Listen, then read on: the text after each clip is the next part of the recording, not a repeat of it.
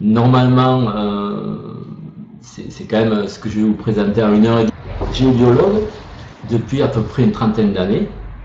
Et il y a une dizaine d'années, j'ai rencontré Stéphane Cardino. J'utilise cette méthode, j'ai abandonné les instruments et j'ai même tout ce qui est bon ou mauvais, d'une façon très simple.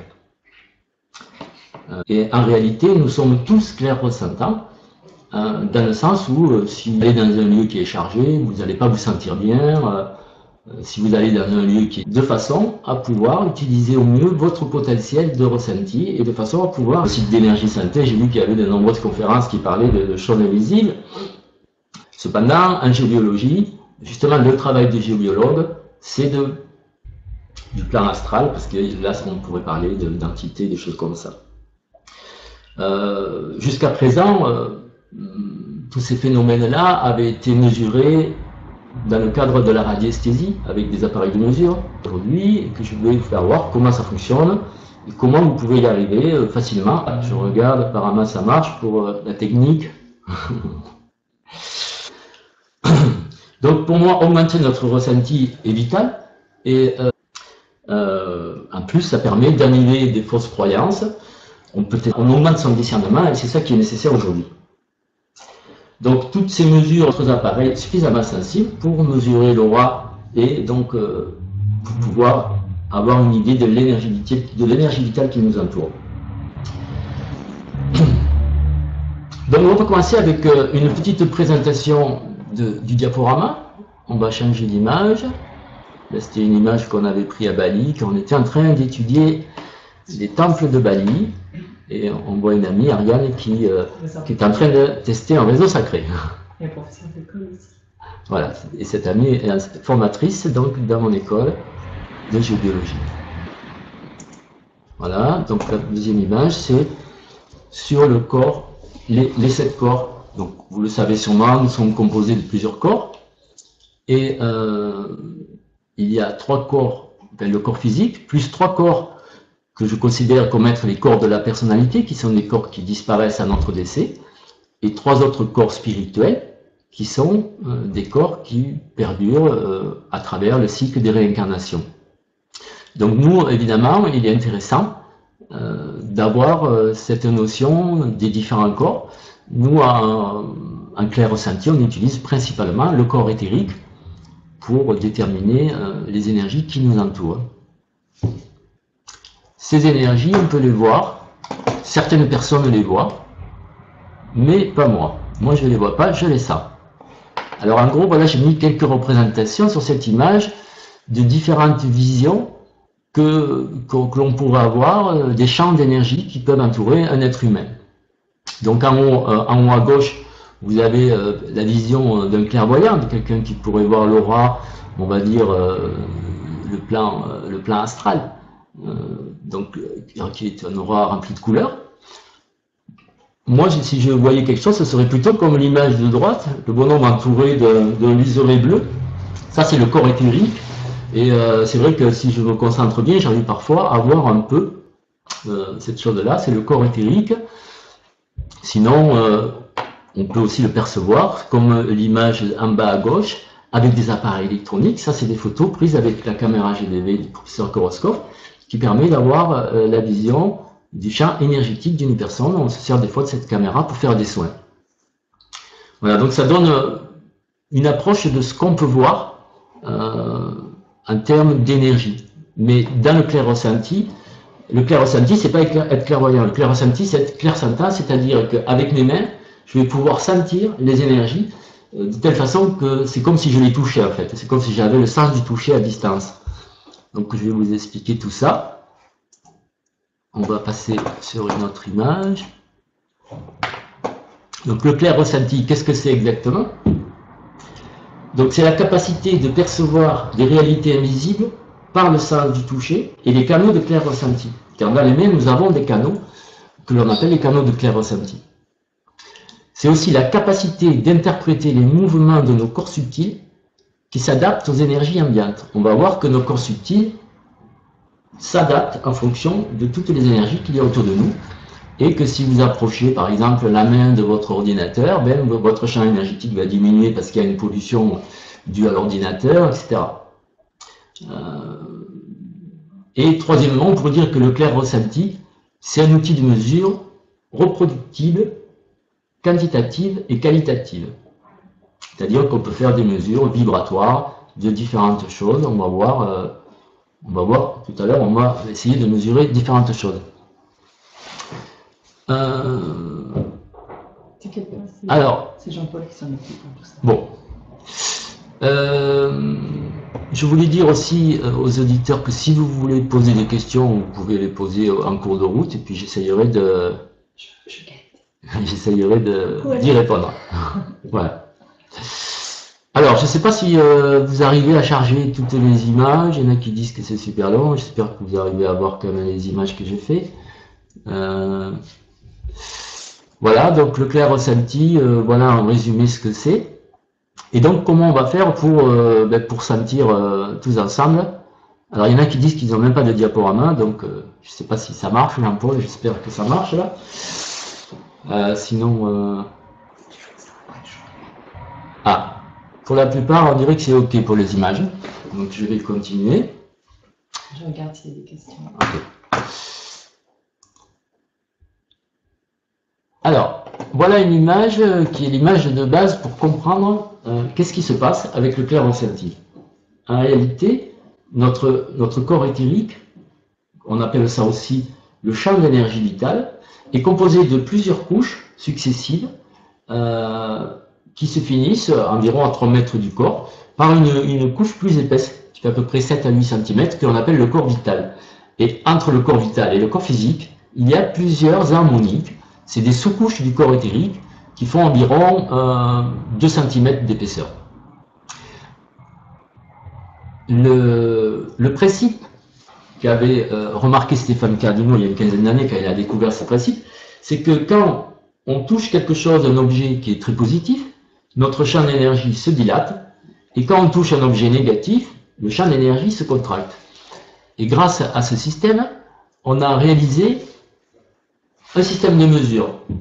Si par exemple, je prends un verre d'eau et que je mesure de l'eau, et que quand je mesure l'eau, une couche, mettons que si je prends une couche qui est à 20 cm de moi, et quand je touche le verre d'eau, on va le faire, mettons, je touche un verre d'eau, la couche elle se dilate, mettons qu'au lieu d'être à 20 cm, elle est à 60 cm. Et bien cette couche-là, elle va avoir triplé, on va dire que l'eau vibre à 300%. Donc le système de mesure, c'est un système de mesure en pourcentage. Si par exemple je touche autre chose, quelque chose de négatif, par exemple la souris de l'ordinateur qui est là, et si je prends une couche à moi et je touche la souris de l'ordinateur, ça va rétrécir, mon champ d'énergie va se contracter, et là, mettons qu'au lieu d'être à 20 cm, il est à 10 cm, bon, on va dire la souris de l'ordinateur, elle vibre à 50%, c'est-à-dire que je n'ai plus que 50% d'énergie vitale. Donc avec ce principe-là, on peut mesurer aussi bien des choses négatives en mesurant la contraction du champ éthérique que des choses positives en mesurant la dilatation du champ éthérique. Donc ça, c'était le principe de base. À partir de là, on peut créer plein de choses, ou disons, si on a un peu d'imagination, on peut arriver à mesurer plein de choses, et des choses qui sont complètement extraordinaires.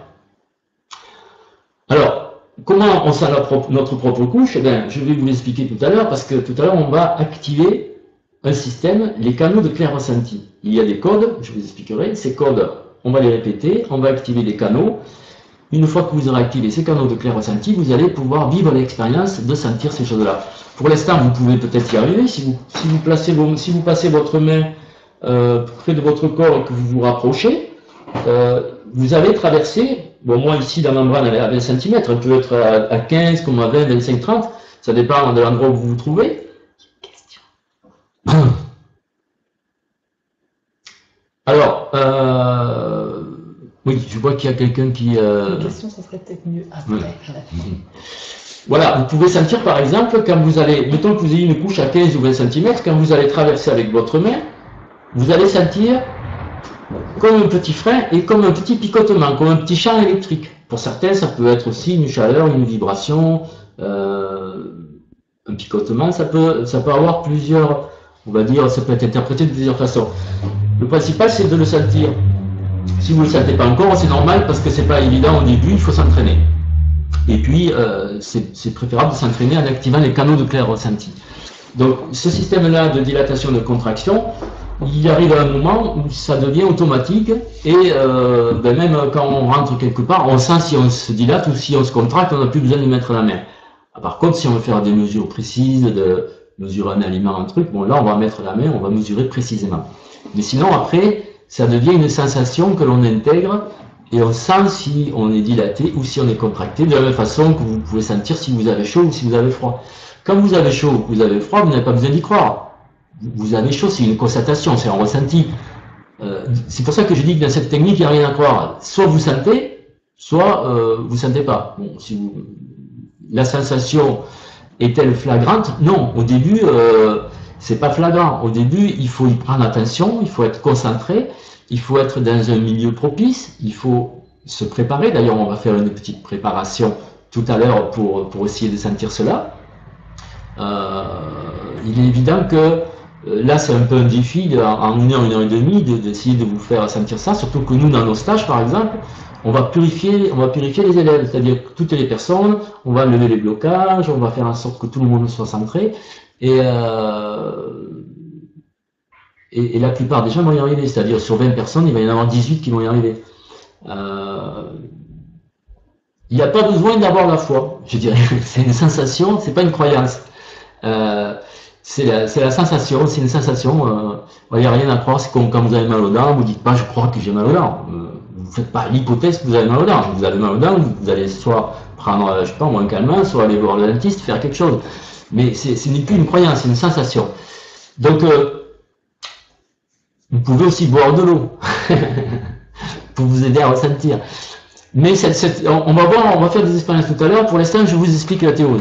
Donc, on va passer à l'image suivante où, voilà, qui explique que au-delà dans notre corps éthérique, le corps éthérique il est quand même très complexe, il est composé de beaucoup de choses, entre autres il est composé de canaux de perception extrasensorielle. Alors ça évidemment on n'en parle pas à l'école, on apprend ça nulle part, bien qu'on sait quand même qu'il y a des gens qui sont clairvoyants, il y en a d'autres qui sont clairaudients, il y en a qui sont médiums. Mais on parle moins souvent qu'il existe des canaux de clair ressenti. Donc là, ils sont dessinés. Ce sont des canaux qui sortent des bras, qui montent et puis qui passent juste à côté de la tête. Et ils s'arrêtent ici. Et ils sont rejoints. Ils touchent les oreilles et ils sont rejoints par des filaments à la glande pinéale. On va voir que la glande pinéale, c'est l'endroit où se rejoignent tous les canaux. C'est l'endroit. Et donc c'est grâce à la glande pinéale qu'on va pouvoir interpréter. On va dire, les informations que les canaux perçoivent. Quand on a les canaux de clair ressenti qui sont activés, on perçoit l'énergie autour de soi comme si on était un poisson dans l'eau, comme si, on va dire, l'air qui nous entoure était vivant et qu'on puisse sentir des différences de pression dans cet air et que tout d'un coup, on est dans un océan vibratoire. Et être clair ressentant, c'est ça, c'est avoir conscience de cet océan vibratoire qui est autour de nous et le percevoir en permanence, plus ou moins, parce qu'on peut aussi se couper, on peut se dire, bon mais là, j'ai plus envie de rien sentir parce qu'il y a trop de trucs, je me coupe de ça. Mais si on veut s'ouvrir à cet océan vibratoire, on peut le percevoir, et dans cet océan, on peut sentir des flux d'énergie, des zones où il y a très peu d'énergie, des zones où il y a beaucoup d'énergie, des zones où le courant d'énergie circule, et du coup on commence à sentir que autour de nous l'énergie circule, voilà, comme on explique en Feng Shui ou dans d'autres sciences, on va dire. Il y a une question sur les bijoux et les bagues, si elles sont gênantes. Alors oui, alors les bijoux et les bagues sont-elles une gêne? Oui, la plupart du temps, enfin je dirais que, mettons sur 20 élèves, les 5 qui vont avoir des blocages, il y en aura 3, ça va être à cause de leurs bijoux. Les bagues surtout, les bracelets, les montres, tout ce qui entoure les mains, voilà, et les poignets peuvent être un blocage de ces canaux de clair ressenti. Donc si vous ne savez pas mesurer vos bijoux et que vous savez encore moins les purifier, je vous demanderai pour cette expérience, pour cette conférence, de les poser de vous en débarrasser momentanément de façon à ce qu'il ne vous gêne pas. Alors, on peut effectivement faire en extérieur, c'est plus facile parce qu'en intérieur, on est toujours entouré de techniques. Voilà une autre image des canaux de perception extrasensorielle. Là, comme c'est vu de profil, on voit plus de canaux. Et là, on s'aperçoit qu'effectivement, nous avons un certain nombre de canaux et que tous ces canaux sont focalisés vers la glande pinéale. En réalité, ils s'arrêtent quelques centimètres avant la glande pinéale et quand on les active, ils se connectent à la glande pinéale. Et c'est elle qui permet on va dire, de transformer les informations qui passent par ces canaux en informations intelligibles pour notre conscience. Donc là, tous ces canaux, on en parlera peut-être dans la prochaine conférence où je parlerai des mystères du corps humain. Là, aujourd'hui, on va s'en tenir au canal de clair ressenti et c'est déjà pas mal pour une première approche, on va dire. Il y a aussi, comme vous le savez, de nombreux chakras dans le corps humain. Là, je n'ai présenté les 7 chakras principaux, mais en fait, il y en a plus de 30, 40, 50, ça dépend à quel niveau, puisqu'il y en a dans différentes dimensions. On va dire que dans le plan éthérique, il y en a en réalité 8 principaux plus 2 dessous. Voilà, j'en ai représenté 7 qui sont les chakras internes du corps humain. Et ces chakras aussi peuvent s'ouvrir ou se fermer en fonction des énergies qui sont autour de nous. Ce qui fait que être clair-ressentant, ce n'est pas que sentir la dilatation de son corps éthérique, mais c'est aussi sentir d'autres choses qui vont bouger dans notre corps éthérique, entre autres les chakras. Par exemple, si vous rentrez dans une maison où il y a des entités, votre chakra de la gorge va se fermer. Et probablement celui du plexus solaire aussi. Si vous rentrez dans une maison où il y a des pollutions souterraines, votre premier chakra va se fermer. Et peut-être même votre deuxième. Si vous habitez dans un immeuble et que au contraire c'est le voisin du dessus qui a des pollutions chez lui, ben c'est vos chakras supérieurs qui vont être fermés. Et donc l'interprétation de l'ouverture et de la fermeture de nos chakras va nous donner aussi, on va dire, on va pouvoir, grâce à la sensation d'ouverture et de fermeture des chakras, on va pouvoir interpréter des choses subtiles qui se passent autour de nous.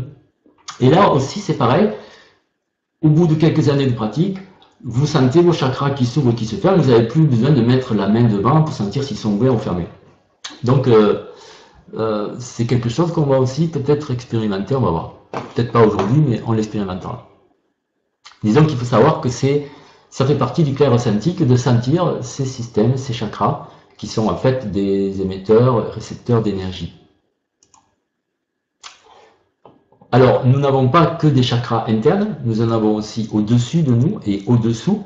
En général, ceux-là, on les utilise moins dans les clairs ressentis, bien que il est évident que si par exemple vous avez votre 9e chakra qui est bloqué, ben vous allez avoir moins de facilité à ressentir les choses. Donc nous, si on les utilise en clair ressenti, ces chakras externes, c'est souvent pour les dépolluer, de façon à ce que tous les chakras fonctionnent et que votre corps soit à 100% de son fonctionnement.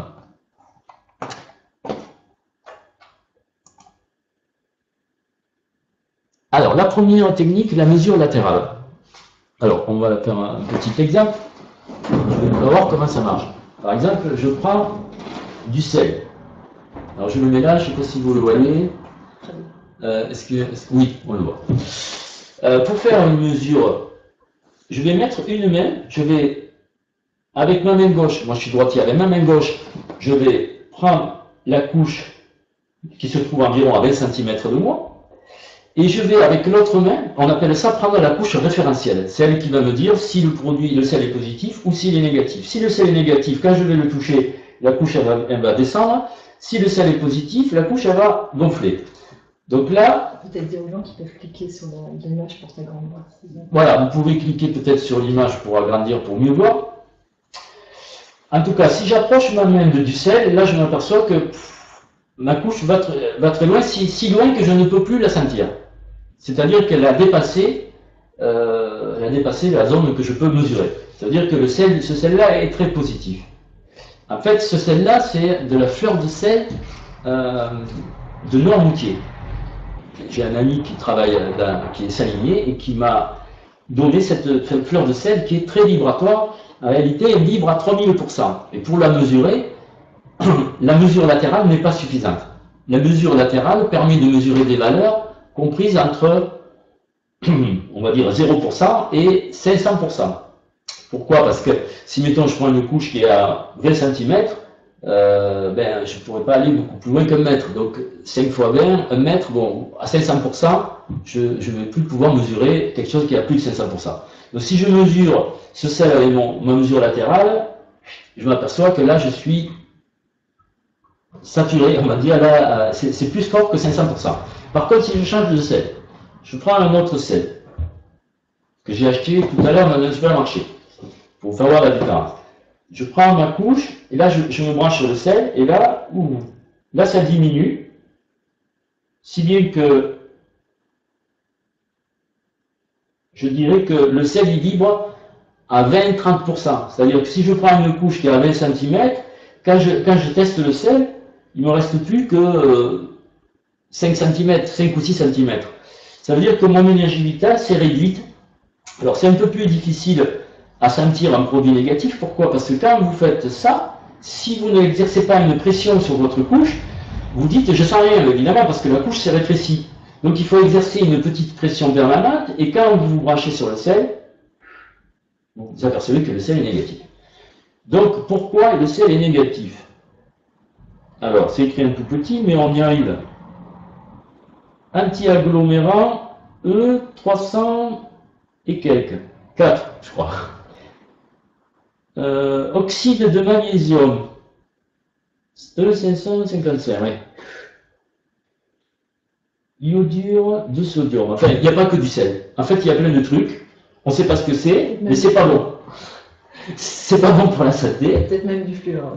Il y a peut-être même du fluor, ouais. Ils l'ont pas marqué. Mais c'est un sel qui vous empoisonne. Alors ça, c'est le sel qu'on trouve dans les supermarchés. J'ai pas le droit de dire la marque, alors j'ai caché. Voilà, en tout cas, voilà, c'est pas du bon sel. Alors pourquoi j'ai testé du sel? Bien, tout simplement parce que le sel, ce qu'il faut savoir, c'est que dans notre corps, on dit toujours qu'on a 70% d'eau dans le corps, effectivement, mais ce qu'on dit moins souvent, c'est que cette eau, elle est salée, et qu'en gros, on a à peu près 200 grammes de sel dans un corps humain, dans le corps humain. Ça veut dire que si vous avez 200 grammes de sel, de ce sel-là dans votre corps, là, c'est sûr que pour ressentir, vous allez avoir plus de mal que si vous avez 200 grammes de bon sel. Parce que le sel, l'eau salée de notre corps, c'est elle qui permet des échanges énergétiques au niveau des cellules, au niveau de l'ADN. Si vous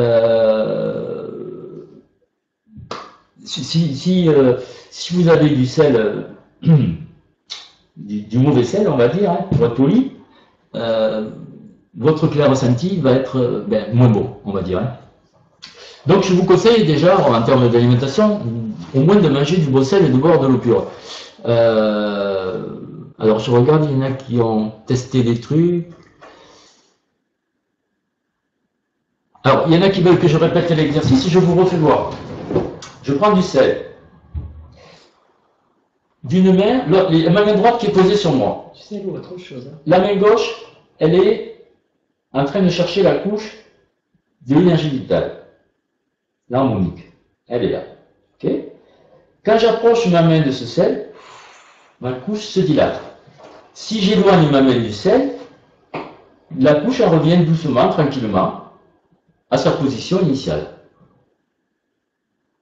En fait, notre corps éthérique réagit en l'espace d'1 seconde et demie. Si je vais très vite pour toucher le sel, ça s'expanse très rapidement. Après, quand ça revient plus doucement. Donc ça, c'est un exercice. On va s'entraîner tout à l'heure. Là, c'est juste pour vous faire voir comment ça marche. Après, on va activer les canaux de clair ressenti. Vous allez voir, c'est mieux. Là, sans activer les canaux, je vous fais voir juste pour que vous compreniez le principe. On va voir un autre système de mesure. Ça, c'est une mesure. C'est la mesure principale, on va dire. C'est la mesure qui vous permet de voir si un produit est positif ou négatif. Alors, là, j'ai mis cette image. Pourquoi? Parce qu'on pourrait aussi le mesurer sur quelqu'un. On pourrait être deux personnes. Une personne qui mesure le champ d'énergie vitale d'une autre personne. Et puis, par exemple, on lui fait tenir un fruit. Si on lui faisait tenir ce sel-là, c'est trop fort, ça va aller trop loin, le champ d'énergie, vu que c'est à plus de 500%, mais si on lui fait tenir par exemple une pomme ou un fruit, si le fruit est bio, normalement, le champ va s'augmenter. Peut-être que le fruit est libre à 120, 130, 140, 150%, donc le champ il va monter à, si mettons il est à 3 mètres, il va passer à 4 mètres, à 4 mètres 50. Si le fruit n'est pas bio, qu'il est traité, qu'il contient des produits chimiques, le champ va diminuer, et au lieu d'avoir un champ à 3 mètres de la personne, il va tomber peut-être à 2 mètres 50, 2 mètres.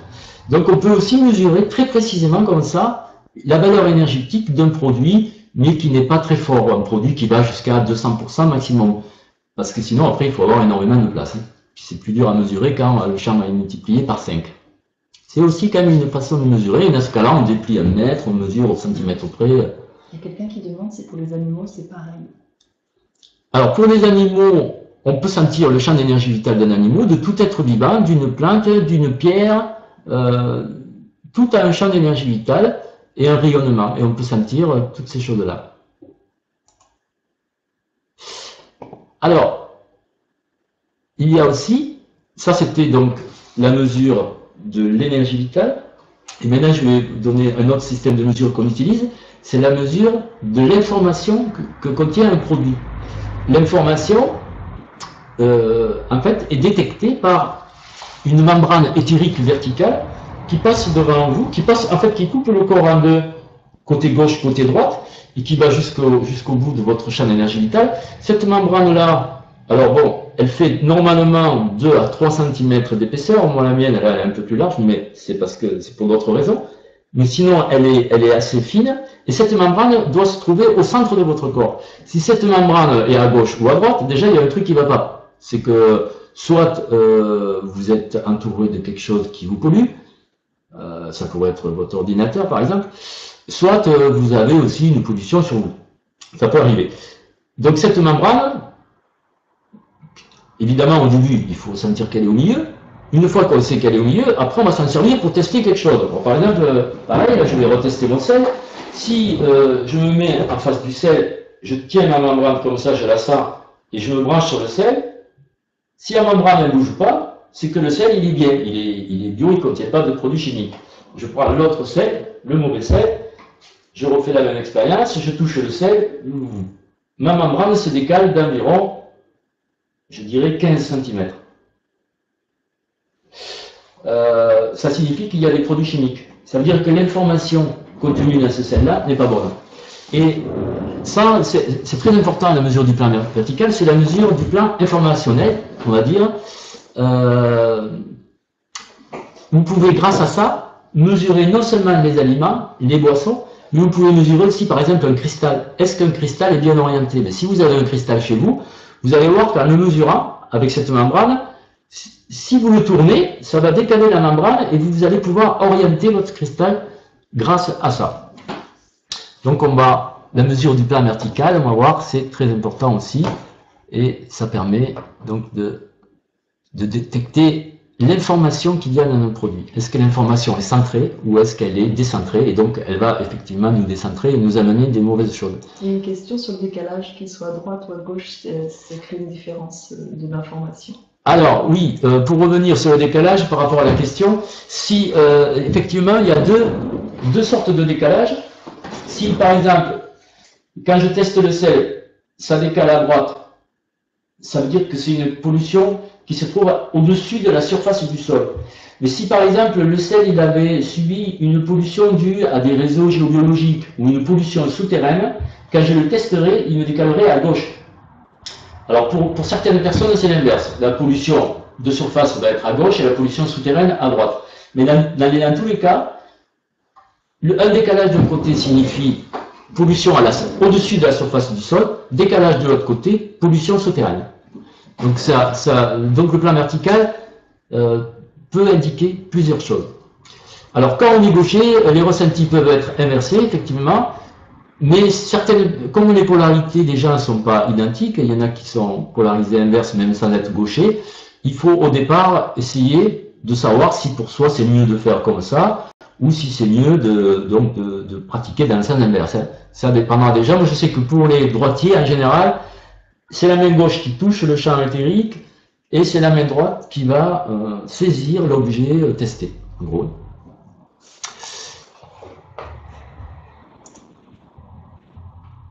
Alors, le plan équatorial. Alors, le plan équatorial, c'est aussi une autre membrane qui, elle, se trouve au niveau du nombril. Cette membrane, normalement, elle se trouve au niveau du nombril. Si vous manquez d'ancrage, elle va être plus haut. Si vous êtes très ancré, par exemple, que vous pratiquez le Qigong ou d'autres arts martiaux, vous risquez d'avoir une membrane plus bas que le nombril, c'est-à-dire que vous êtes très ancré. Si elle est trop haute, vous êtes pas ancré, peut-être que vous avez votre premier chakra fermé, peut-être que vous avez une pollution souterraine. Donc cette membrane, elle est intéressante, pourquoi? Parce qu'elle va s'élever quand on va être dans des énergies très, très fortes. Si par exemple vous rentrez dans une cathédrale, voilà, des énergies très fortes, très spirituelles, vous allez avoir votre membrane qui monte comme ça, assez haut. Et vous allez voir tout à l'heure, on fera des expériences pour faire monter cette membrane et vous allez sûrement le sentir. Pour l'instant, il faut juste comprendre que cette membrane, quand les énergies sont très fortes, elle monte et que ça nous permet de mesurer des énergies très fortes, comme le sel de tout à l'heure, donc qui est très fort. Si je prends ma membrane qui se trouve donc au niveau de mon nombril et que je me branche sur le sel, quand je vais tenir le sel, ma membrane elle va commencer à monter.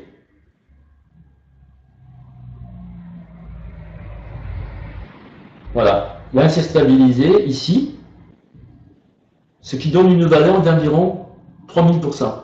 Ça veut dire que le sel, ce sel qui est très vibratoire, amplifie par 30 l'énergie vitale. Voilà, je ne fais pas de la pub pour le sel de Noirmoutier, mais c'est du bon sel. Alors d'ailleurs, on va regarder les valeurs, puisque j'ai mis notre diapo, avec les valeurs du plan équatorial, c'est-à-dire là on voit bien, grâce à ces valeurs énergétiques, que plus ce plan il monte, plus on a affaire à des énergies très fortes. Et là je vous disais, comme pour le sel il vibre à peu près à 3000%. Peut-être que si vous avez de la fleur de sel de Guérande, elle peut vibrer à 1500, 1000, 1500, ça dépend de l'endroit, du transport, du conditionnement, etc. Mais là, pour moi, ce sel-là, c'est le plus fort que j'ai trouvé, on va dire, dans le commerce. Parce que je connais un endroit où il y a une source salée, alors c'est encore plus fort. Renaud a vraiment envie de te poser plein de questions sur le dernier livre. Alors, bon, voyons la prochaine image, donc c'est le ressenti des chakras. Alors, pareil, le ressenti des chakras, je vous ai expliqué que les chakras peuvent se fermer ou s'ouvrir. On peut tout tester avec les chakras. Par exemple, le sel, je ne sais pas ce que ça va donner, mais si je teste avec les chakras, premier chakra, non, deuxième, non, troisième, quatrième, oui. Le quatrième chakra, quand je mets ma main devant le chakra, quand je touche le sel, mon chakra, c'est comme si tout d'un coup, il s'activait. Si je mets devant la gorge, rien, là, rien. En fait, c'est un sel qui active le chakra du cœur. Alors, pourquoi il active le chakra du cœur? Peut-être parce que le copain qui me l'a donné, il a mis tout son amour. Ça, je ne peux pas savoir, là, pour l'instant. En tout cas, c'est un bon sel, il active le chakra du cœur. Si je prends le mauvais sel, qu'est-ce qui va se passer? Prends des risques. Là, ça me ferme tous les chakras. Mais il n'y a plus rien qui marche. Bon. Là, évidemment, les chakras, ça marche quand c'est des trucs positifs. Si c'est négatif, ça ferme les chakras. Alors, donc, le ressenti des chakras fait partie donc des choses. Par exemple, là, il y a une image où en géobiologie, on teste les réseaux, les différents réseaux magnétiques terrestres. Chaque famille de réseaux active des chakras différents. Donc, on peut, grâce à cette méthode, en ressentant l'activation des chakras, déterminer de quelle famille fait partie tel ou tel réseau. Voilà, par exemple, un exemple de fonctionnement. Le ressenti de la forme. Cinquième façon, on va dire, d'utiliser le clair ressenti, c'est la forme des choses. Si par exemple, je suis en train de faire de la géobiologie, je vais sentir par exemple la largeur d'un réseau. Et puis selon la largeur, je vais pouvoir déterminer de quel niveau est ce réseau, de quelle famille, etc. Si je rencontre dans la nature un être, un élémental, je vais pouvoir savoir, en le touchant un peu, savoir s'il mesure 1 mètre, 1m50, 2 mètres, s'il a une forme de cheval, évidemment ça risque d'être une licorne, s'il a une forme de... Bon, les fées, elles ont une forme beaucoup plus vaporeuse, il y a des dragons, il y a toutes sortes de formes, et la forme nous donne aussi un élément de plus pour interpréter le monde invisible qui nous entoure. Donc on a plusieurs éléments, on a la forme, On a quel chakra est activé, on a quelle information est dégagée, quelle puissance énergétique. Tout ça, ça fait un cumul d'informations qui va permettre de dire, ben oui, j'ai affaire à un vortex de niveau 2, dextrogir, etc. Ou alors j'ai affaire à tel réseau, ou j'ai affaire à telle présence. Et toutes ces informations recoupées ensemble, ça va nous permettre d'interpréter les réalités subtiles qui nous entourent. Évidemment, toutes ces informations qui sont données par tous ces tests peuvent aussi être interprétées à distance. Par exemple, quelqu'un d'entre vous m'enverrait le plan de sa maison, je pourrais lui dire où est-ce qu'il y a un cours d'eau qui passe, si la maison a un vibratant, si ça décale, s'il y a des entités dans la maison, et je pourrais même vous le faire sur Google Earth assez facilement. Donc à partir du moment où on peut mesurer à distance, on peut mesurer sur photo, on peut mesurer sur plan, et on peut ressentir à distance comme si on y était. On peut aussi mesurer à 20 mètres de soi, tiens, ou de la colline qui est de l'autre côté, qu'est-ce qu'il y a sur la colline, est-ce qu'il y a un vortex, etc. On peut mesurer à des distances, il n'y a pas de distance pour faire ces mesures. Donc ça, c'est aussi un atout supplémentaire qui nous permet de travailler. Et c'est pas si dur que ça, hein. Il y a des gens qui arrivent à mesurer à distance au bout de 2 jours de stage. C'est pas... Alors après, quand on maîtrise tous ces éléments de clair-ressenti, on peut commencer à communiquer avec des présences invisibles, puisqu'on est entouré de pleine présences. Mais il faut avoir bien intégré ces différents types de mesures afin de pouvoir identifier quelles sont. Ça, c'est parce qu'il y a tellement de présences que le plus dur, je dirais, au début, c'est pas de s'apercevoir qu'il y en a une, parce que ça, on y arrive très facilement. Mais après, pour pouvoir identifier qui elles sont, il faut avoir une idée de leur forme, de leur fréquence, etc. Et ça, c'est tout un apprentissage qui est beaucoup plus long. En plus, il y a des précautions à prendre qu'on étudie pour la communication avec les présences. Mais ça fait partie aussi du clair-ressenti, puisque grâce au clair-ressenti, on peut aussi avoir une communication avec des présences subtiles, d'autres dimensions.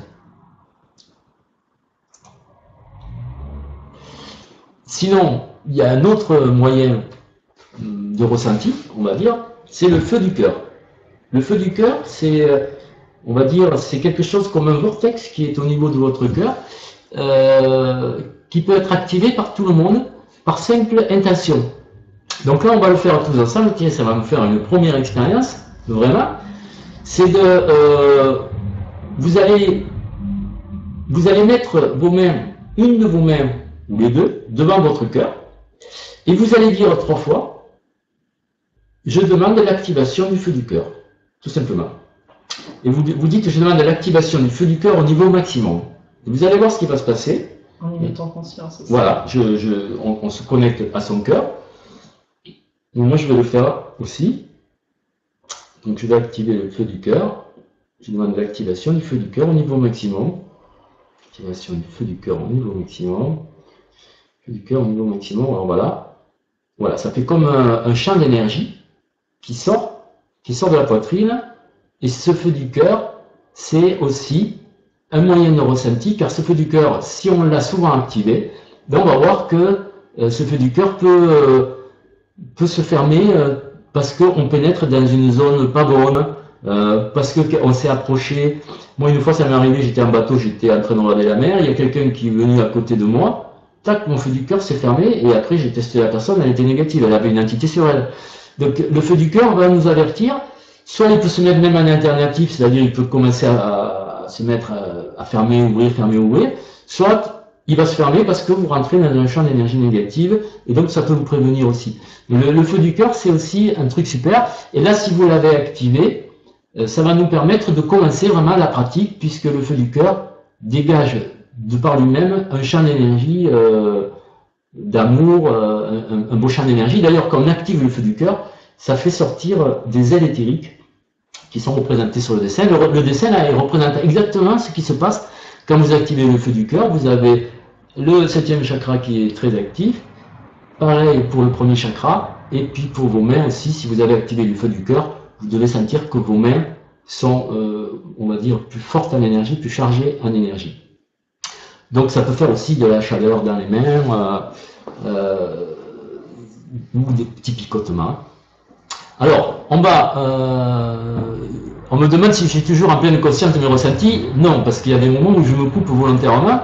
Je me mets des protections, par exemple si je vais dans des villes ou dans des endroits où c'est bardé de wifi, de trucs plombés, je me coupe momentanément et puis je l'active que quand j'en ai envie.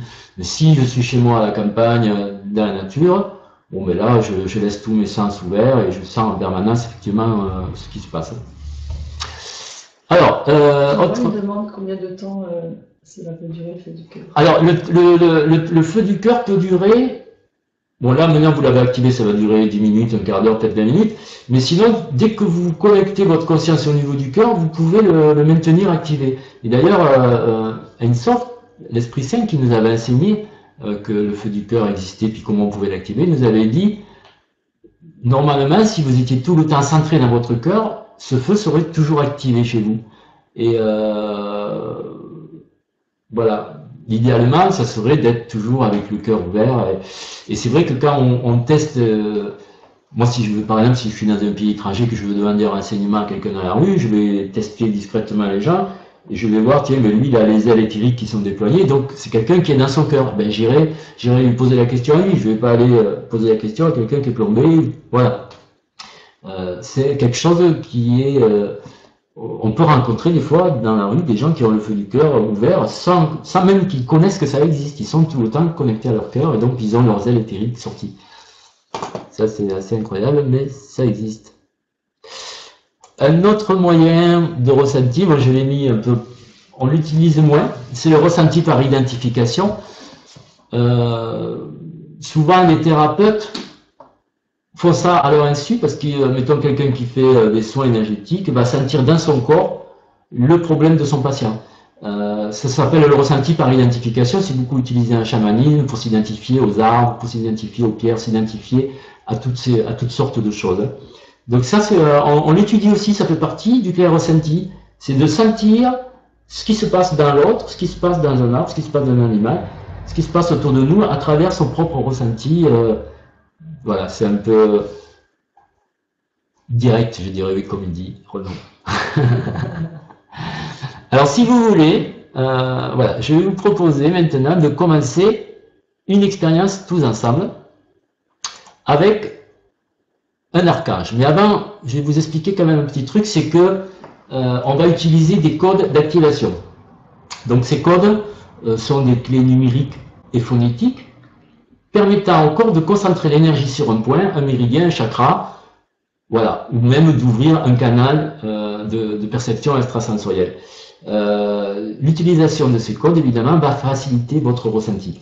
Donc ces codes, moi, c'est des guides invisibles qui me les ont donnés, c'est des guides donc de l'intraterre. C'est justement grâce à eux que j'ai écrit mon dernier livre sur le corps humain. Et donc, dans ce livre-là, donc le livre « Connais-toi toi-même », vous allez avoir plus de 200 codes qui activent des systèmes internes. C'est un peu, d'ailleurs, on pourrait comparer ça au code qu'a découvert Grabovoi, un russe qui, lui, a utilisé des codes numériques pour traiter des maladies. En fait, moi, mes guides, ils les connaissaient en numérique, ils les ont mis en phonétique pour qu'on les utilise d'une façon phonétique. Il y a une question qui revient, la dernière de la liste du chat. C'est 2 fois qu'elle est posée par la même personne, donc je pense que... Ah, est-ce que... Non, mais de ressentir les mains qui picotent dès qu'on y pense. Ça peut être normal, pour la bonne raison que dès que vous mettez votre attention quelque part, vous avez la perception de ce qui se passe. Alors comme là on est en train de parler du clair ressenti, peut-être ça vous démange de tester quelque chose. Je me posais la question si c'était vu du mental. Mais voilà. Alors on fera des questions tout à l'heure. On va d'abord vivre les expériences. Alors il y a quelqu'un qui me dit quand même qu'il a essayé d'activer le thymus. C'est pas grave. Vous pouvez oublier, reprendre, c'est pas grave. Alors, on va commencer ensemble des expériences. Ah, avant je voulais quand même que vous notiez quelques petites conditions favorables pour améliorer votre clair ressenti.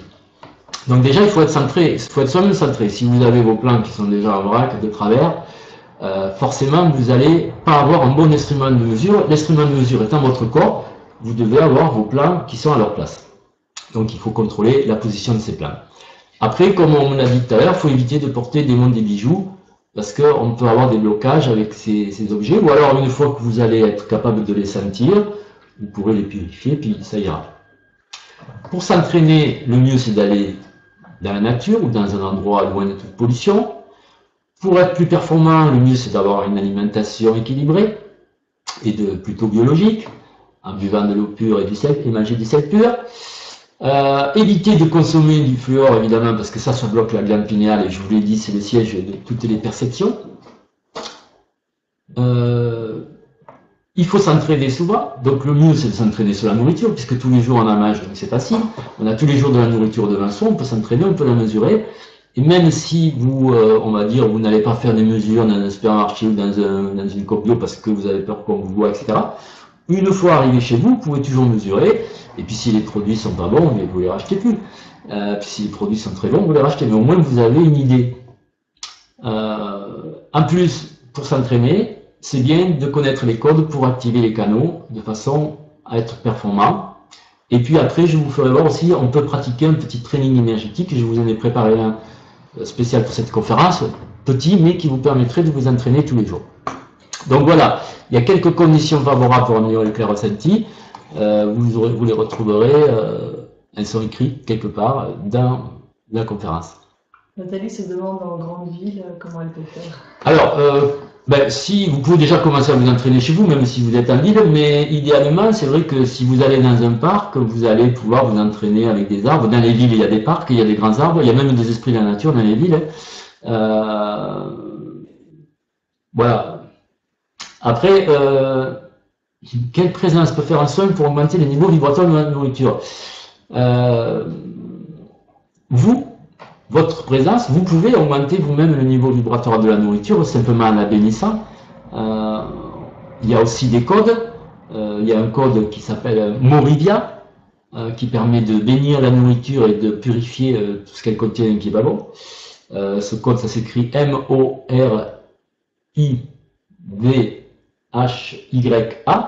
Morivia. Si vous le dites 3 fois, vous allez avoir un champ d'énergie qui sort de vous et qui vous permet de purifier la nourriture. Ça dure 7 minutes, vous pouvez aussi le faire pendant que vous préparez la nourriture.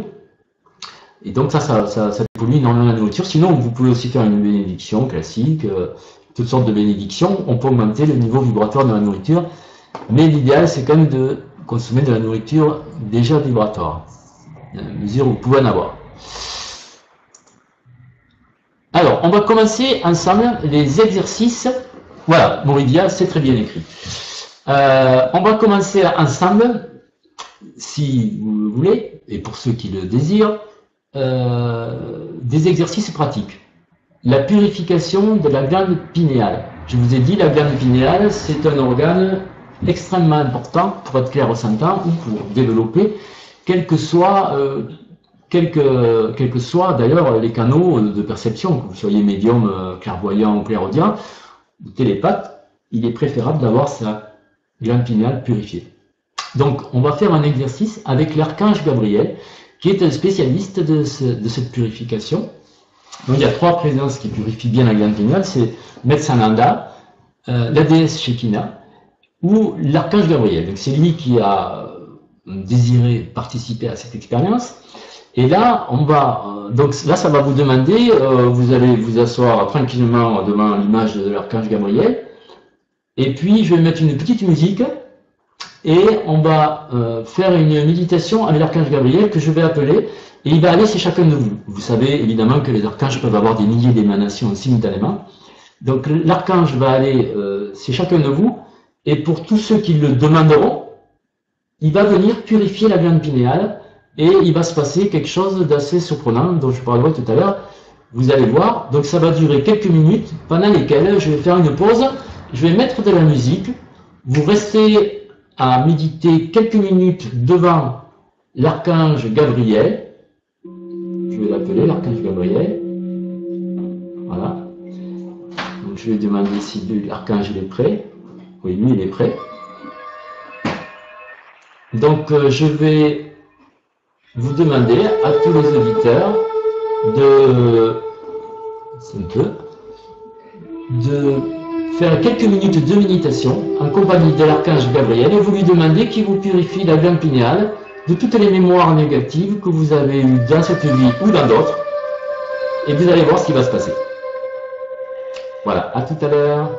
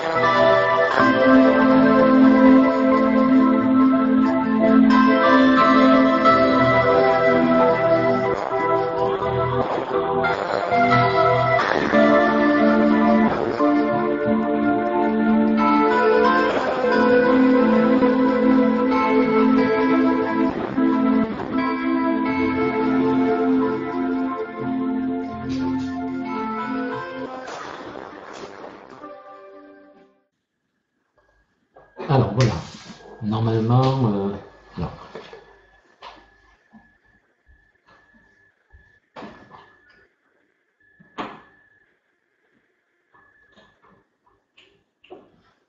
Bon, normalement, il y a... Oui, alors le son, je sais pas, c'était justement la technique de ce truc de conférence, c'est pas tout à fait au point, parce qu'on peut pas mettre de musique, il faut vraiment passer par un haut-parleur. Un paix. L'archange Gabriel m'a dit que sur les 111 personnes, il a purifié 93 personnes. Donc il y a quand même pas mal de gens qui ont été purifiés. Le principal, c'était pas le son, hein, c'était vous, votre capacité à appeler cet archange, à le sentir en vous. Alors ce qui se passe quand l'archange va arriver, un truc que vous pouvez remarquer, pour ceux qui ont participé à cette expérience en faisant venir l'archange sur eux, c'est que si maintenant vous mettez vos mains aux oreilles, vous allez sentir que il y a une énergie qui sort des oreilles. En fait, l'énergie qui sort des oreilles, c'est tout simplement les canaux de clairaudience qui se sont activés. Quand l'archange Gabriel purifie la glande pinéale, en général, ça active les canaux de clairaudience. Alors, il ne faut pas croire qu'il n'y en a qu'un archange qui purifie les gens chacun son tour. Il y a l'archange, comme je vous l'ai dit, il y a des milliers d'émanations. Et il y avait un archange pour chaque auditeur. Hein. Donc, c'est le même qui se dédouble, on va dire. Évidemment que ces grandes présences ont la capacité d'avoir des milliers d'émanations. Donc ça, c'était la première expérience, la purification de la glande pinéale. Bon, pourquoi? Ben parce que si vous démarrez mal, si votre glande pinéale est complètement bloquée, c'est pas la peine, on va rien sentir. La deuxième expérience que je vous propose, c'est d'activer justement les canaux de clair ressenti.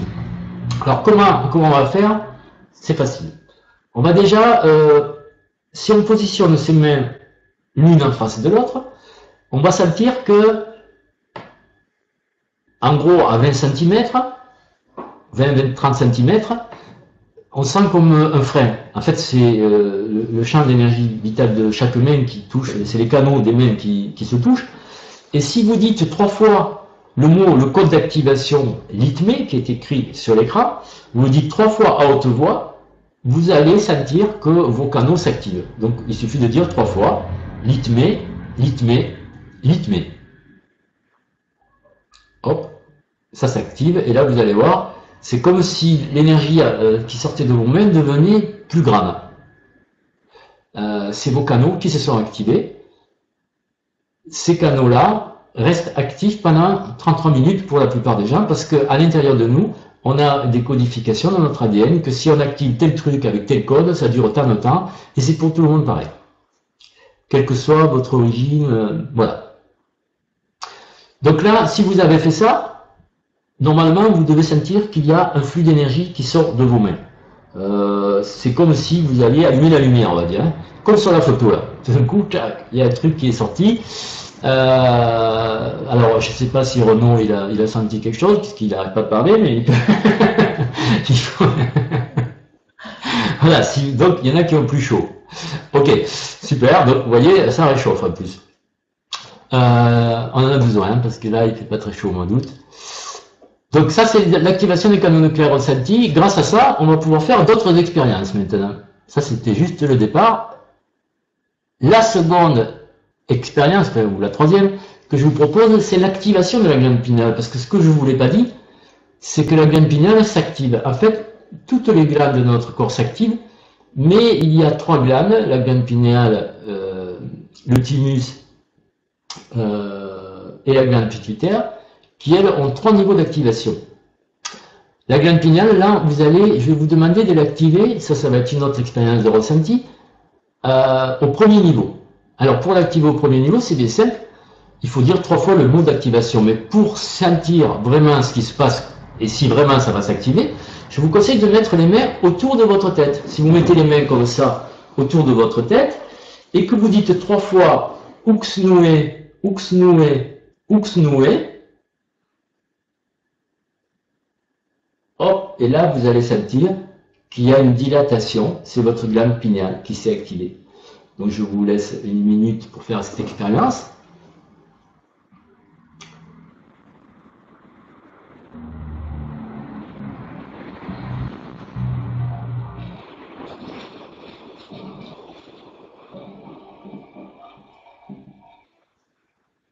Normalement, vous devriez... En fait, le rayonnement de la glande pinéale, une fois purifié, va entre 7 et 15 mètres, on va dire, pour la plupart des gens. Donc ça rayonne quand même assez loin. Ça crée un champ d'énergie assez puissant. Et cette glande pinéale, si vous voulez vous entraîner et vous améliorer au clair ressenti, je vous conseille d'activer tous les jours, le matin. D'ailleurs, ça fait partie du training énergétique que je vous ai préparé. tous les jours, vous allez faire 3 fois Uxnoué, d'abord le clair ressenti, après Uxnoué, et vous allez activer votre glande pinéale. Plus vous l'activez, plus cet organe se met à fonctionner et plus il devient performant. On nous demande si ça la purifie. Alors, ça ne va pas la purifier, mais ça va l'activer. La purification, elle se fait principalement avec des présences invisibles qui peuvent interagir. Vous pouvez la purifier en évitant de manger du fluor, puisque le fluor se concentre dans la glande pinéale et a tendance à cristalliser les cristaux d'apatite qui sont à l'intérieur. Donc, il faut éviter de manger du fluor, principalement. Dans le dentifrice aussi. Oui, dans le dentifrice, et des fois même dans le sel, dans toutes sortes, dans l'eau du robinet, etc. Vous pouvez activer la glande pinéale plusieurs fois par jour, mais si vous voulez vous entraîner, une fois par jour ça suffit, pendant un mois. Au bout d'un mois, vous dites, je demande l'activation de la glande pinéale au 2e niveau. Et vous demandez 3 fois, et ça va s'activer 2 fois plus loin. Et encore au bout d'un mois, c'est-à-dire après 2 mois, vous demandez l'activation au 3e niveau. Et là, ça va encore doubler les distances. Et après, quand vous l'activez, moi quand je l'ai activé là, ça s'active toujours au 3e niveau, c'est-à-dire ça s'active à fond. Donc la glande pinéale, c'est, on va dire, la base, et que vous soyez clairvoyant, clairaudient, médium, télépathe, quelles que soient vos capacités de perception extrasensorielle, c'est un organe qu'il faut entraîner, on va dire, comme un sportif, il fait de la marche, etc. Alors il y a des façons, évidemment, de nettoyer la glande pinéale s'il est encrassé de fluor et tout ça. C'est des présences invisibles qui peuvent faire ça. Là, dans le cadre de cette présentation de ce soir, je ne peux pas aller plus loin, mais la prochaine conférence qui aura lieu dans un mois et qui traitera sur les mystères du corps humain, là, on va aller plus loin sur tout ce qui concerne le corps humain, parce que si on ne connaît pas notre corps humain, on ne peut pas faire marcher tout ça, quoi. Il faut déjà avoir des notions. Donc là, pour l'instant, on va s'en tenir là aujourd'hui, c'est-à-dire déjà on l'a purifié globalement, on a enlevé les mémoires, on va dire, on n'a pas enlevé le fluor, mais on a enlevé les mémoires qui bloquaient la glande pinéale. Voilà, l'archange Gabriel, il enlève surtout les mémoires. Ils peuvent aussi manger du curcuma. Ah.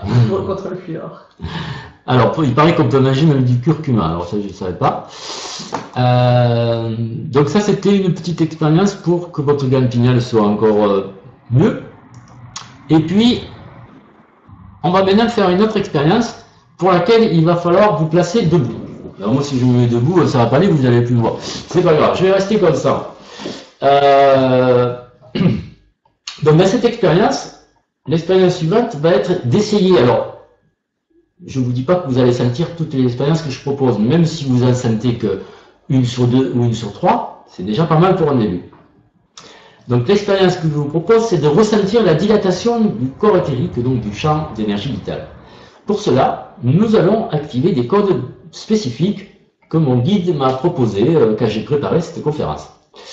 Alors, ce que je vais vous demander, c'est que donc, vous êtes debout devant votre ordinateur, si c'est mieux pour sentir. Hein. Vous allez mettre vos mains autour de votre corps, mettons à une distance d'environ 15 à 20 cm autour du corps. Et quand vous allez dire 3 fois le premier code Om Vitae, vous allez sentir que le rayonnement de votre corps augmente. Je vous expliquerai après qu'est-ce qui s'est passé. Donc on va faire l'expérience. Vous allez dire 3 fois à haute voix Om Vitae, Om Vitae, Om Vitae.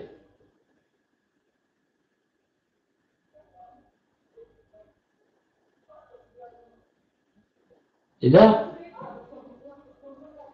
je vous laisse sentir.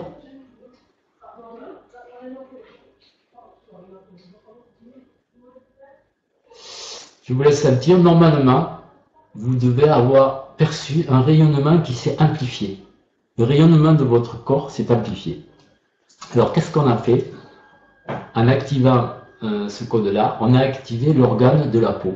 Car la peau est un organe qui permet au corps de respirer. Ben, vous avez activé toute votre peau. Et d'ailleurs, ce code-là peut être utilisé pour les gens qui jeûnent ou qui se nourrissent de prana, etc., les praniques, ou pour les gens qui ont faim et qui n'ont rien à manger. Si vous activez Om Vitae, évidemment, il vaut mieux le faire dans un parc ou dans la nature ou quelque part, où il y a d'une belle énergie, dans une forêt. vous allez vous remplir d'énergie vitale. Et ça dure à peu près une demi-heure. Ou le matin, si vous allez marcher quelque part dans la forêt, dans la montagne, hop, vous dites ça. Et là, vous allez sentir que votre corps rayonne et capte l'énergie vitale qui vous entoure. Donc ça, c'est le code d'activation de la peau.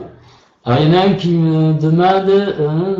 C'est pour le code Uxnoué, les différents niveaux. Oui, pour la glande pinéale, il n'y a qu'un code, Uxnoué, et après on dit j'active la glande pinéale au deuxième niveau ou je l'active au troisième niveau. Donc après c'est par la pensée, il n'y a qu'un code. Donc maintenant là, vous êtes en train de vous, on va dire, de capter l'énergie vitale hein, grâce à ce code Om Vitae.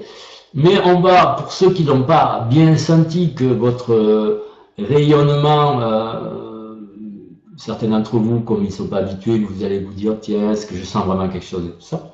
On va donner un autre code qui va encore augmenter davantage le rayonnement de votre corps éthérique. Donc, c'est un code à dire 3 fois, et je vous dirai après ce que c'est. Donc, vous allez dire, ça se prononce Suyai. Donc, on va dire 3 fois Suyai, Suyai, Suyai. Hop. Dès qu'on l'a dit, dès qu'on a fini, ça s'ouvre. Et le champ d'énergie se dilate encore plus. Alors, qu'est-ce qui s'est passé? Ben, ce code-là, c'était le code du plexus de l'amour. C'est un plexus qu'il y a au niveau des épaules et que l'on active pour remercier les présences invisibles, pour faire différentes choses, entre autres pour la prière aussi. Quand vous vous mettez en prière avec ce plexus d'activer, votre prière est 10 fois plus puissante. Donc, c'est un code qui active un plexus qui se trouve au niveau des épaules ici. Donc là, en utilisant ces deux codes, on a peut-être certains d'entre vous ont ressenti le rayonnement qui sortait de la peau, du corps, et là maintenant, votre niveau vibratoire est à peu près à 3000%. C'est-à-dire que si je mesure mon plan équatorial, il est là. Parce que ces activations ont provoqué une élévation vibratoire autour de vous. En plus, il y a la glande pinéale qui est activée, le Om Vitae et le Suyai. Donc ça fait beaucoup de choses qui se sont activées.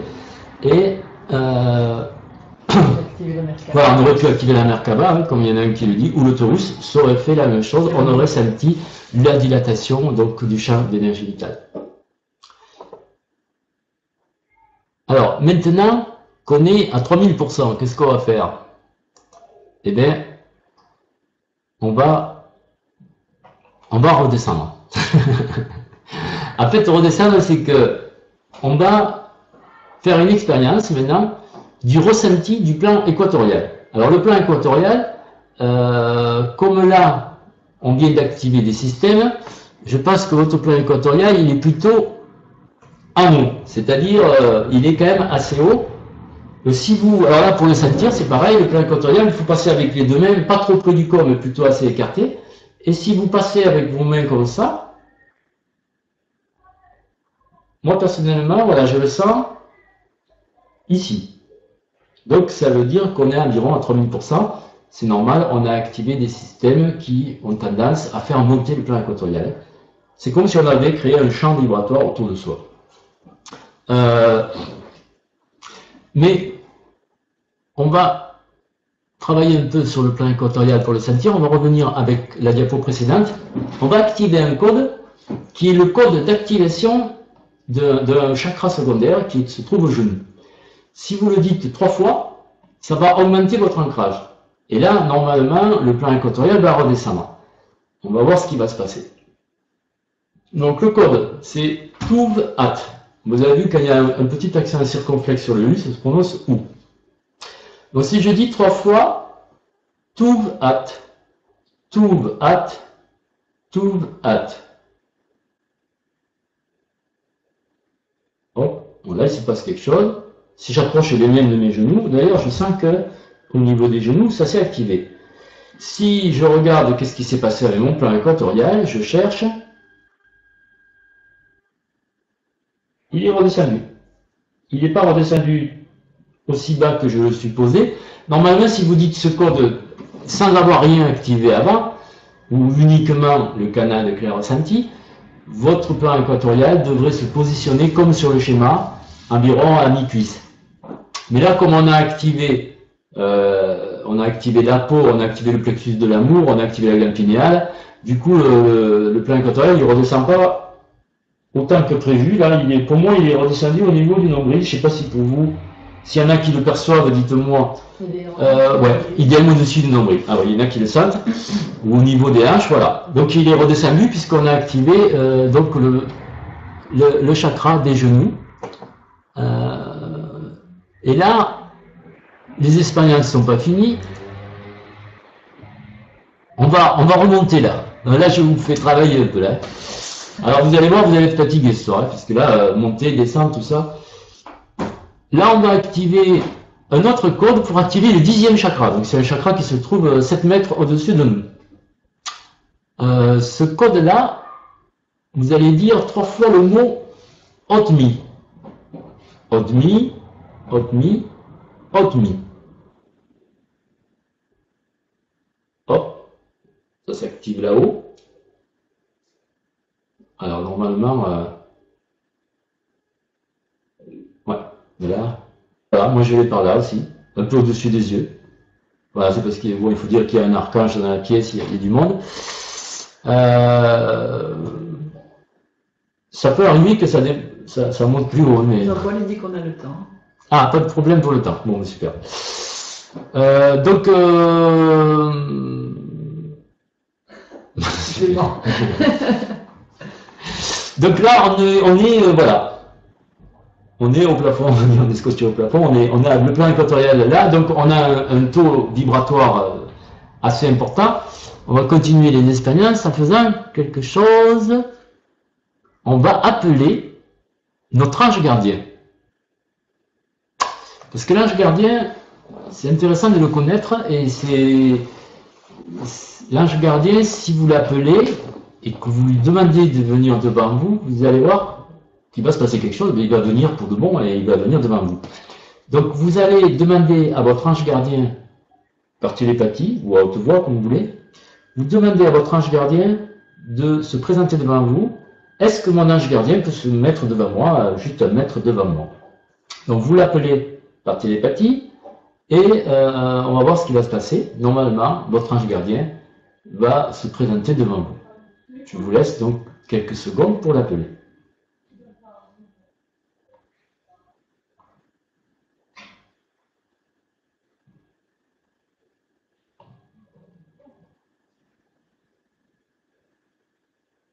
Normalement,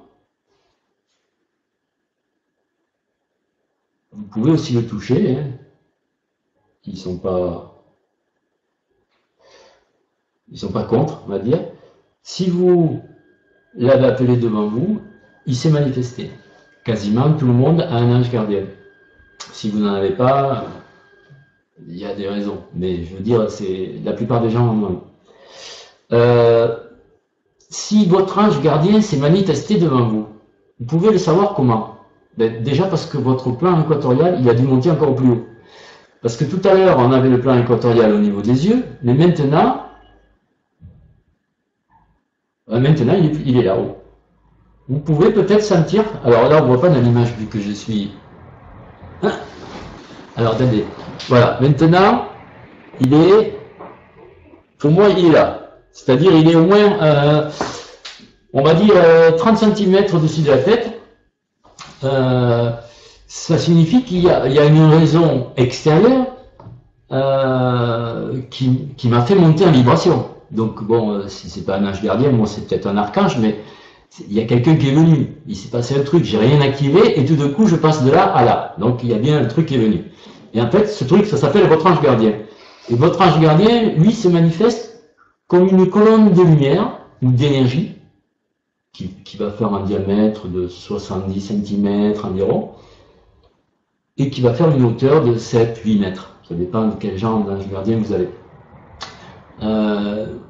Donc déjà, premier contact avec des présences, une présence qui vous connaît très bien, votre ange gardien. Votre ange gardien vous connaît au moins depuis 4, 5, 6 vies. La plupart des anges gardiens nous connaissent depuis plusieurs vies. Alors s'il fait 1,50 m de large, ça peut être soit un archange, soit un ange lunaire. Les anges lunaires sont plus larges aussi, un peu moins haut et plus large, plus trapu, on va dire. En général, quand on appelle son ange gardien, c'est quand même un ange solaire, donc c'est un ange qui fait pas plus de 90 cm de large. Mais si s'il est plus grand, ça peut être un archange. Ça dépend justement, des fois on n'a pas d'ange gardien, on a un archange gardien. Alors votre ange gardien, il est super content parce que vous l'avez appelé, puis maintenant vous essayez de le sentir, et donc vous prenez conscience qu'il existe vraiment, que vous pouvez le toucher. Vous pourriez effectivement aussi le faire bouger pour lui demander de parler. Renaud, il donne des tuyaux. Voilà. Il a lu le livre. Alors, l'expérience qui nous est proposée par les guides ce soir, ça va être, alors je ne sais pas si j'ai mis une image, oui, c'est une communion avec votre ange gardien. Mais pourquoi? Parce que si votre ange gardien est mis sur vous, il va vous faire travailler. Alors, si vous êtes d'accord pour vivre cette expérience, les anges gardiens, eux, le sont, puisqu'ils se sont concertés avant, ils veulent venir sur vous et faire un avec vous. Donc vous allez demander à votre ange gardien qui est devant vous de venir sur vous et de l'accueillir en vous. Il va, on va dire, comme vous adorer, c'est-à-dire fusionner avec vous. Donc vous lui demandez, vous prenez quelques minutes, et là on va peut-être mettre une petite musique pour accueillir un ange gardien et faire une petite méditation de quelques minutes avec lui.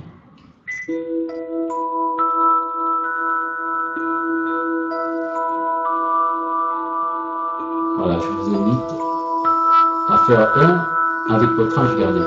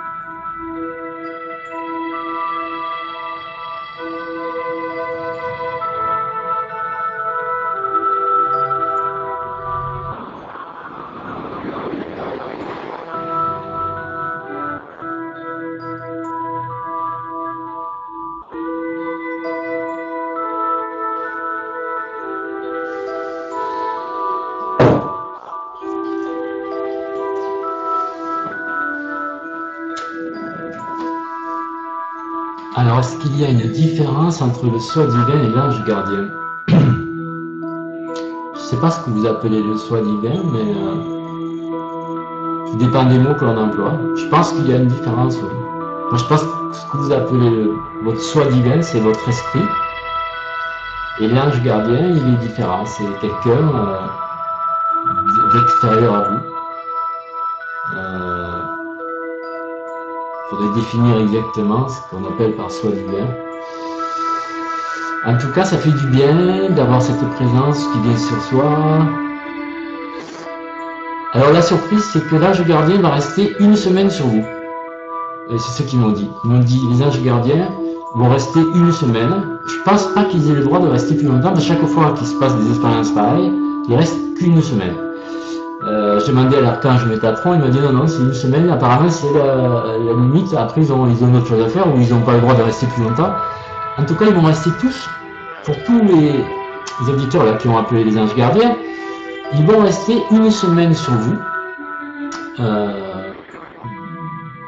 et donc ils vont vous faire travailler. Alors quand votre ange gardien n'est pas avec vous, vous n'avez pas, votre ange gardien ne garde pas que vous, il garde plusieurs personnes, même si eux aussi ils ont des millions d'émanations. Quand il n'est pas avec vous, il n'est pas loin, on va dire. Mais il n'est pas dans l'espace où vous êtes. Et des fois, il peut être dans un autre plan ou avec d'autres êtres.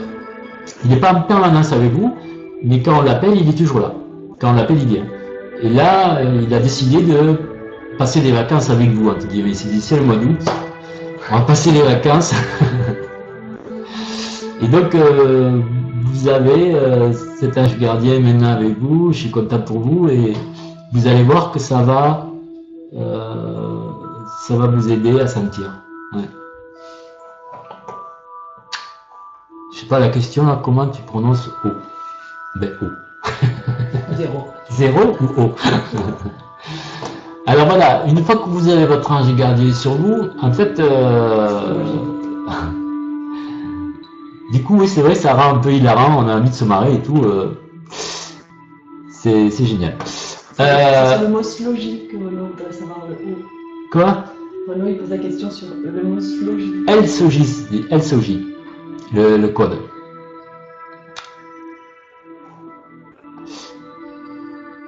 Ou dans Soé, le O se prononce O.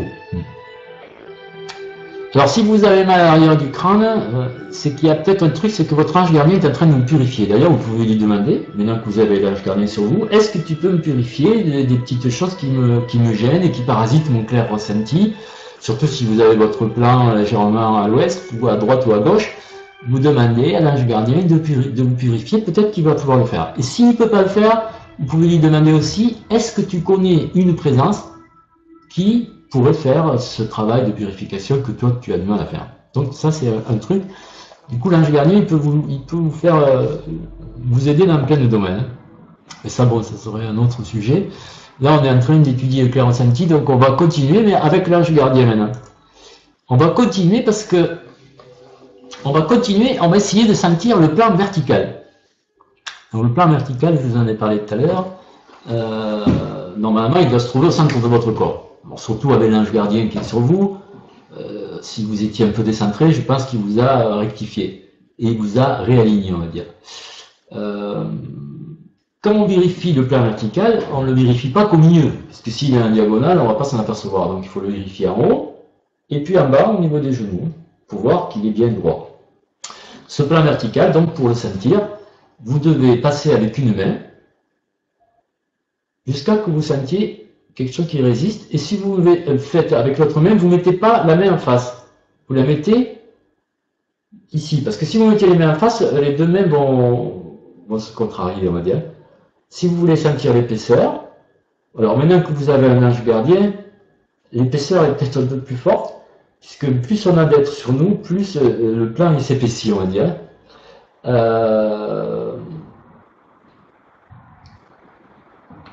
Si on veut faire l'expérience du plan vertical, qu'est-ce qui se passe? Alors, soit vous avez de la nourriture chimique à côté de vous, dans ce cas-là, vous la prenez, puis vous allez faire l'expérience de tout à l'heure de vous brancher sur une nourriture, et là, vous allez voir que votre plan se décale. Soit, si vous n'avez pas de nourriture proche de vous, vous pouvez demander à votre ange gardien de décaler le plan vertical vers la droite ou vers la gauche, et lui le fera. Moi, par exemple, je vais demander à mon ange gardien, est-ce que tu peux déplacer le plan vertical vers la droite? Voilà, il me l'a mis là. Il n'y a pas plus, hein, parce qu'après je penche. Et plus si vous le décalerez, plus vous avez l'impression d'être tiré d'un côté. Alors, est-ce que tu peux me le remettre au milieu? Ok. Donc l'ange gardien, si vous lui demandez il peut vous faire vivre des sensations. Hein. Moi, je vais lui demander maintenant de me le mettre à gauche, le plan. Hop. Ah là, c'est désagréable. Alors, remets-le au milieu, s'il te plaît.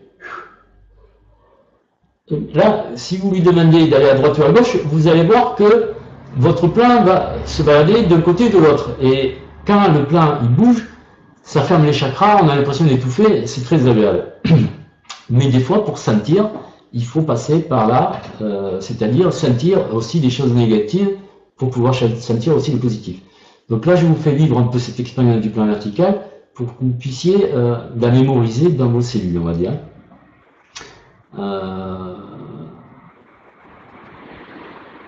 Ah oui, non, c'est trop. Quand si l'ange gardien décide de vous... Si vous ne sentez pas encore bien, vous dites, mais mets-le moins plus loin encore. Mais là, si vous le mettez plus loin, il y a un moment où vous tombez dans les pommes, donc n'exagérez pas trop. Mais si vous le mettez à 30 cm, déjà le plan, vous allez pâcher d'un côté. Donc, voilà, ce plan, c'est important qu'il soit centré. Donc vous demandez à votre ange gardien, de toute façon il va le faire, il va vous recentrer, c'est ce qu'il fait. Voilà, c'était une façon que j'ai trouvée, je me suis dit comment je vais leur faire ressentir le décalage du plan vertical. C'était simple avec l'ange gardien. Ça c'est quelque chose qui est... Voilà. Voilà, donc plan vertical, voilà, j'avais préparé une diapo pour expliquer...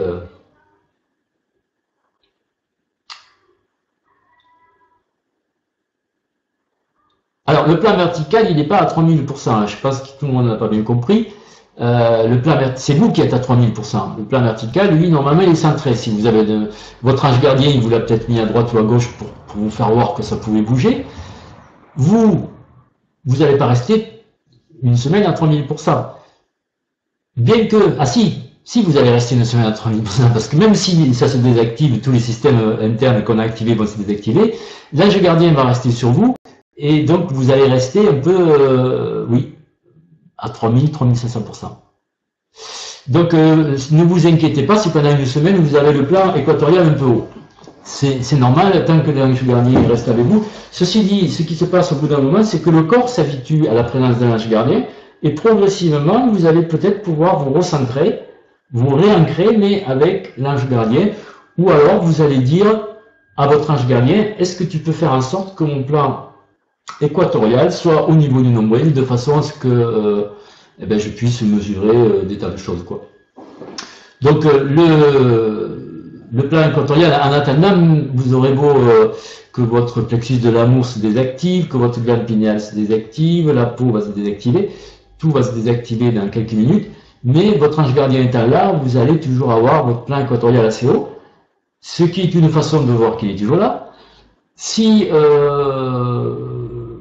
du coup vous manquez un peu d'ancrage parce qu'il est toujours trop, ça monte en énergie, vous pouvez lui demander qu'il vous ancre. Et je pense qu'il pourra le faire. Donc je vais demander pouvoir. Oui, c'est possible. Donc ils vont vous ancrer si vous le demandez. Il n'y a pas de problème. Alors, si jamais votre plan équatorial, ça peut arriver, se trouvait en diagonale, comme sur le dessin. Alors justement, j'ai amené du thé radioactif. Ça tombe bien. Alors, faut pas faire voir la marque. Voilà. Je le mets là. Si, il y a la marque. Comment? Non, je viens. Il n'y a pas la marque. Hein. Voilà. Donc voilà, si vous testez du thé radioactif, comment détecter la radioactivité grâce au plan vertical? Déjà, si vous le testez ici, il ne va pas se passer grand-chose parce que le plan il fait ça. Donc il faut le tester là-haut. Il faut tester là-haut, et hop, votre plan, il se met en diagonale. Alors c'est du thé bio en plus. Hein. On ne voit pas bien une diagonale le fait que tu sois sur le côté. Alors on ne voit pas la diagonale. Alors quand je teste le thé, alors, je me branche sur le thé, mon plan il part comme ça. Ça signifie qu'on teste de la radioactivité, bien que ce n'est pas suffisant. Il y a un deuxième test pour la radioactivité, c'est le thymus. On a une glande ici qui est reliée au chakra du cœur qui s'appelle le thymus. Cette glande, elle a un rayonnement. Si je teste mon thé, qui me ferme le thymus, et en même temps qui me met le plan équatorial à la diagonale, c'est que le thé est radioactif.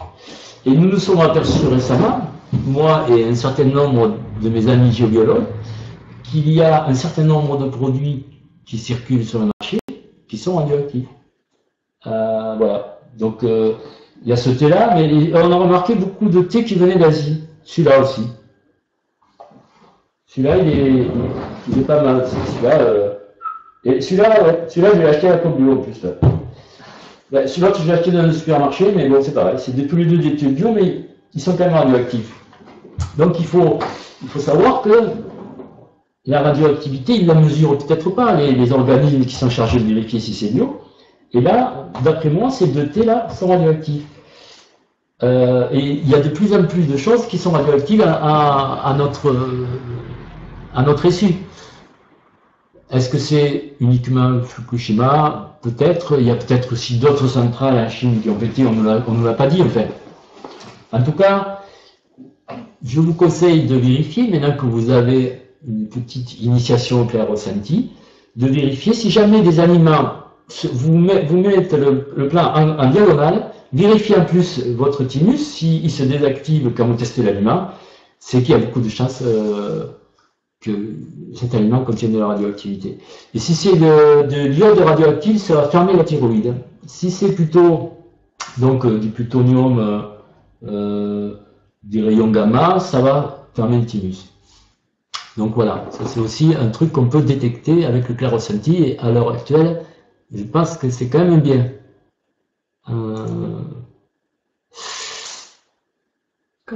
Alors, comment activer le thymus? Il y a un code, c'est un tri-I, je crois. Alors, je ne me rappelle pas par cœur.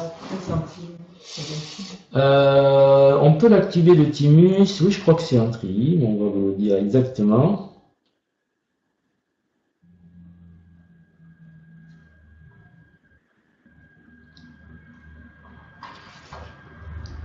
Oui, c'est ça, un tri-I.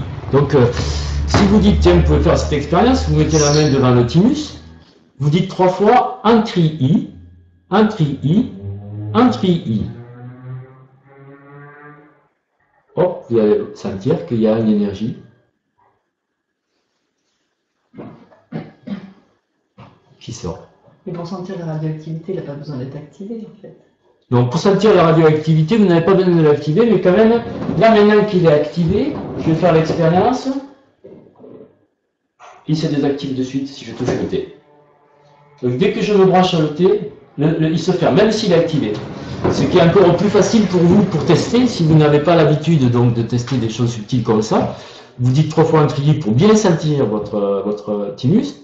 Et là, vous touchez, par exemple, la substance que vous supposez être radioactive. Donc, je vous conseille d'essayer avec le poisson, parce qu'à ce moment, vu que la mer est devenue, la radioactivité de la mer a augmenté, il y a beaucoup de poissons qui contiennent de la radioactivité. Donc, vous allez le voir facilement aussi grâce aux poissons. Voilà. Sinon, je vous ai préparé un petit training énergétique pour faire un petit entraînement en attendant la prochaine conférence. Je demande comment s'écrit Antrilly. Antrilly, ça s'écrit, oui, ça s'écrit quasiment, mais c'est un I tréma à la fin, c'est pour ça qu'on dit Antrilly. Voilà. Après, il y a un H quelque part, mais c'est pas grave. Dites Antrilly et ça marche. Donc, le petit training énergétique que je vous ai préparé, de façon à vous entraîner. Pendant un mois, votre glande pinéale premier niveau, noué. Le canal de clair ressenti, vous le faites même avant d'activer la glande pinéale, comme ça vous allez être sûr, vous allez bien sentir la glande pinéale qui s'active. Le feu du cœur pour bénir la nourriture. Le plexus de l'amour, vous pouvez aussi l'activer pour bénir la nourriture, ça marche aussi. Pour bénir un être. Pour bénir un être, pour remercier une présence, pour remercier votre ange gardien d'être sur vous et de vous bénir en permanence pendant une semaine. Vous pouvez donc activer le chouïaï, le feu du cœur, c'est assez bien. Alors, sinon après c'était... Bon après on était parti pour autre chose, mais là ça va faire tard. Hein. Parce que là il est déjà 10h15. On va s'arrêter là je pense. Déjà vous avez de quoi faire, vous avez toutes ces expériences que vous pouvez faire et refaire chez vous tranquillement, parce que là on les a fait un peu vite, vu que bon, ça fait, voilà, on est un peu pris par le temps, tout ça, hein. Normalement un stage ça s'étale sur plusieurs jours. Donc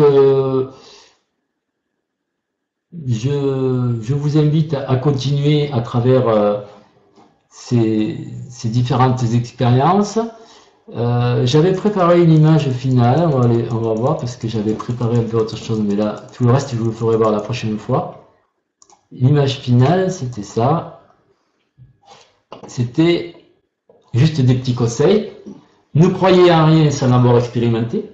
Donc, tout ce que je vous ai donné, c'est fait pour que vous l'expérimentez. Il n'y a aucune croyance à avoir par rapport à ça. Ne me croyez surtout pas. Restez connecté avec votre enfant intérieur, parce que c'est parce qu'on est émerveillé qu'on peut sentir les mystères de la vie, et si vous n'êtes pas connecté avec votre enfant intérieur, vous n'allez rien sentir, donc ça c'est aussi intéressant.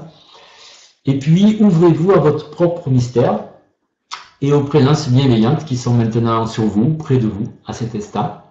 Voilà. Et puis, soyez certains qu'elles vous aiment, et qu'elles attendent juste un petit effort de votre part, pour participer avec vous à la création d'un monde merveilleux.